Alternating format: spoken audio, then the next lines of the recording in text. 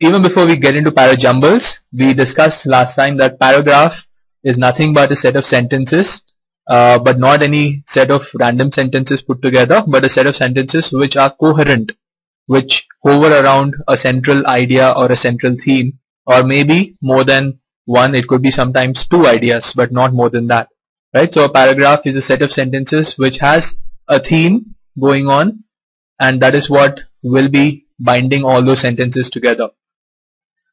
So while solving para-jumble questions, we thought that we should be aware of the theme that is going on. We discussed it as purpose, right? So we said that whether someone is speaking or whether someone is writing something down, he has a purpose with which he is doing that or she is doing that, right? So understanding the theme or purpose with which a person is communicating something to you is very important. The tone or style is talking more in terms of how he is doing it. First, we are clear on what he is doing, the purpose. Second, we should also be clear on the emotional aspect of it.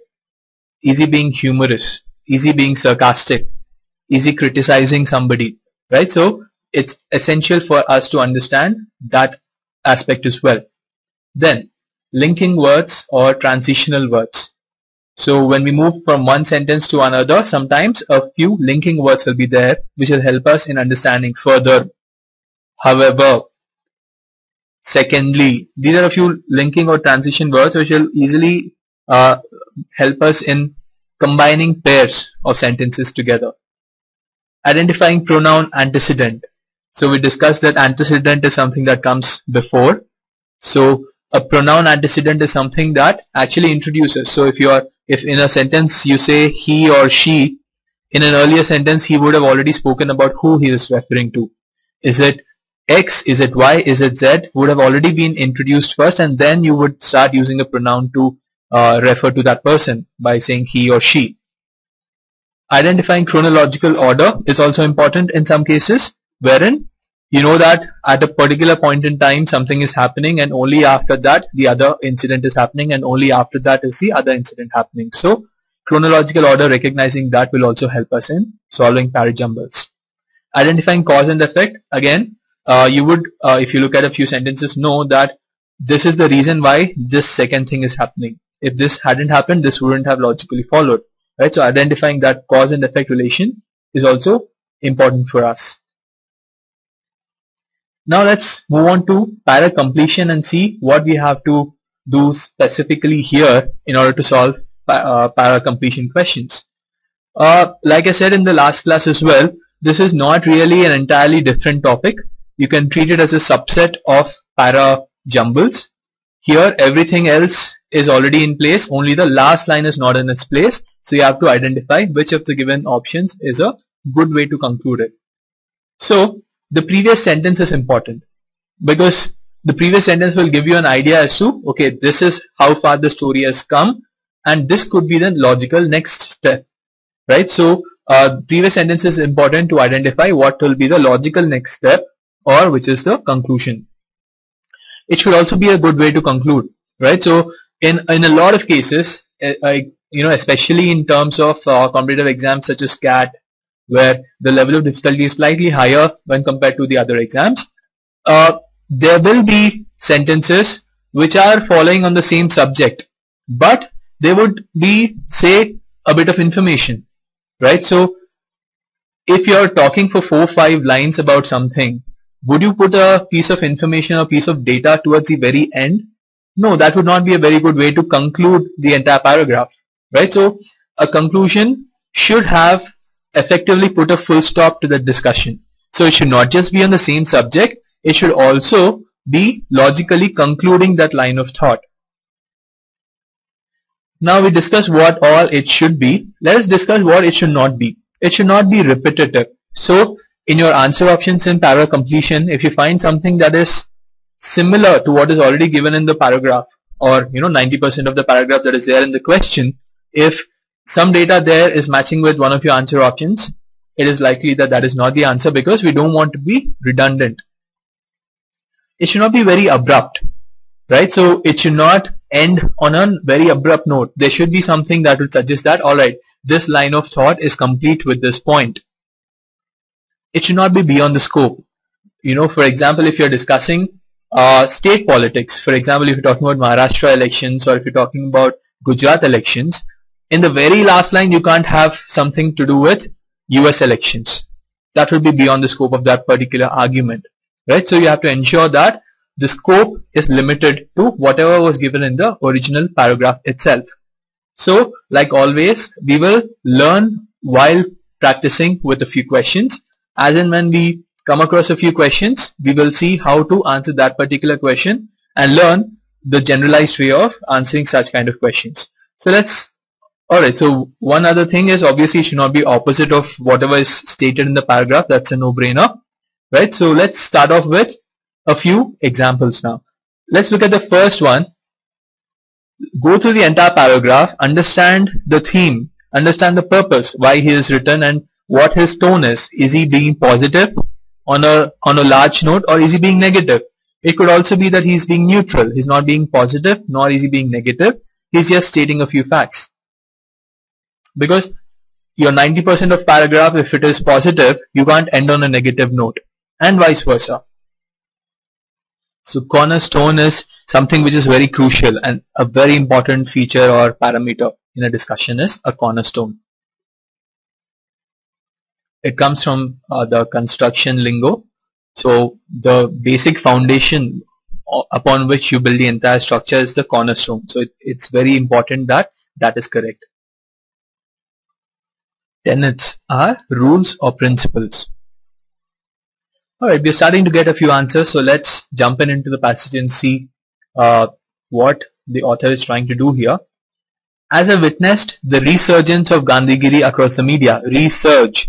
Surge is grow. So resurge would mean something that is growing again. As I witnessed the resurgence of Gandhigiri across the media, I was inspired to complete the loop and take the Mahatma to the police headquarters and place him there as a police chief. So what is this guy trying to say? He's saying that as the media is now speaking about Gandhigiri a lot, I just imagine it in my head that let's for a day keep Mahatma Gandhi in the police headquarters and keep him as the police chief. Now everything else is his imagination, right? So this is how his version of if Gandhi were to be a police chief be. Since no chief is without followers, I positioned and visualized myself as one of his juniors who observes how he handles various situations. Some of the frames that flashed before my mind's eyes were his accessibility to ordinary citizens or junior ranks of the police service, his handling of VIPs and their innumerable recommendations, justified or otherwise, and his views on crime registration, interrogation, collection of evidence, and prosecution of offenders. Alright, so largely, what do you think is the theme here? Is he being positive while speaking about this? Is he being negative? Is he being neutral? Is Gandhigiri in the first place, is it positive or is it negative? Again, not your personal opinion, but the general opinion. It is that it is positive, right? So this guy is just thinking about the possibility of how good it will be if our police chief were actually like Gandhi, or if Gandhi actually were to be our police chief. So let's look at the first option. What does it say? What would be his advice on interference by politicians, bureaucrats, influential persons, and one's own seniors, or the reality of frequent transfers? So this is just extending with whatever he is saying. In his head, he's thinking about, alright, so a few things flash in my mind that, how accessible he'll be to his juniors, how accessible he'll be to ordinary citizens, and how he will handle VIPs and the recommendations, etc. Similarly, if this one is continuing the same theme or same tone and saying, what would be his advice on interference by politicians, influential persons, or his own seniors, and what will be his advice on frequent transfers, right? So this is continuing the same mode, or I would say same tone. Second one, would he still lead by example? Now this would he still lead by example is putting a question mark, right? So nowhere in the paragraph, in the original paragraph given in the passage, nowhere was any doubt coming into the picture, right? So all he was saying was, I'm imagining how he would do well in this frame, how he would do well in this frame, in this frame, and this frame. But now suddenly 90% of your paragraph is positive. Towards the end, you can't end it with a abrupt opposite, which is, would he still lead by example? Putting a question mark on that doesn't really seem to go with the passage. Will truth and compassion still be the important features of this chief's philosophy and management style?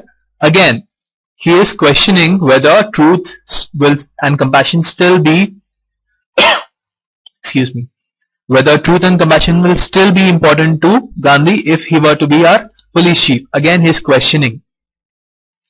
D. Would his rules and practices still be being out of home by 8 AM and daily visits to different units either by surprise or after prior announcement?